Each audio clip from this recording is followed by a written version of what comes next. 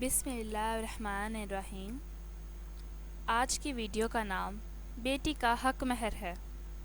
ایک کافر جوان اپنے چچا کی بیٹی پر عاشق ہو گیا۔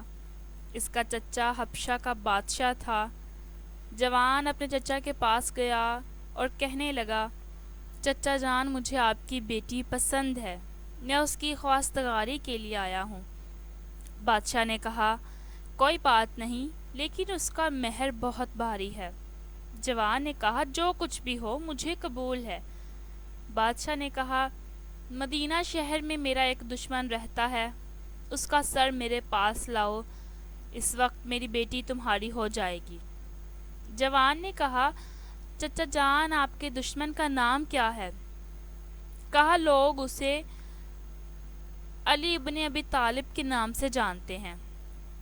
جوان نے فوراً گھوڑے کے اوپر زین رکھی اور تیر، تلوار اور نیزہ اور کمان کے ساتھ راہ مدینہ روانہ ہو گیا۔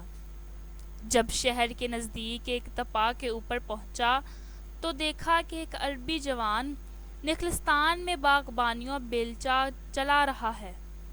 جوان کے نزدیک گیا اور کہا، اے مرد عرب، کیا تم علی کو جانتے ہو؟ جوان عرب نے کہا، علی سے کیا کام ہے؟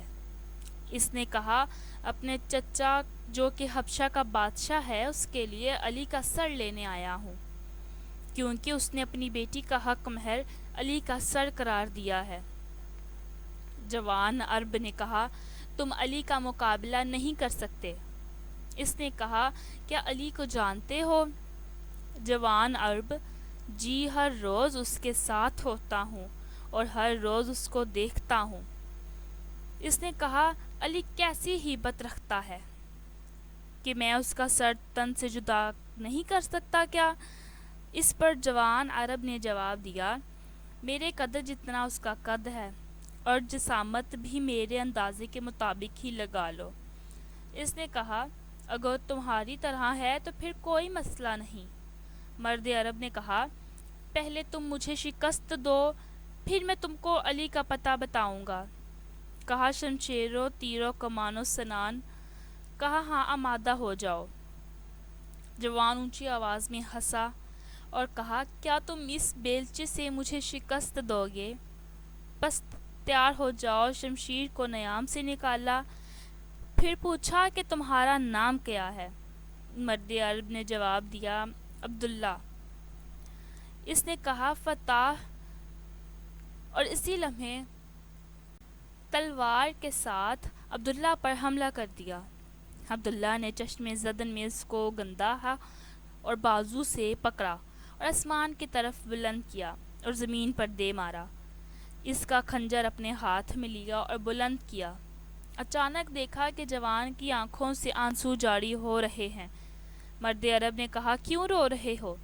جوان نے کہا، میں اپنے چچا کی بیٹی کا عاشق تھا، تاکہ علی کا سر اپنے چچا کے لیے لے جاؤں اور وہ اپنی دختر مجھے دے دیں، لیکن لگتا ہے ابھی آپ کے ہاتھوں سے مارا جاؤں گا۔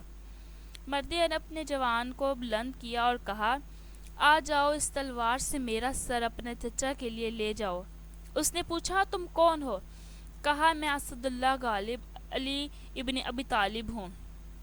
اگر میرے سر کی وجہ سے خدا کے بندوں میں سے کسی کا دل شاد ہوتا ہے تو میں حاضر ہوں کہ میرا سر تمہارے چچا کی بیٹی کا حق مہر ہو جائے۔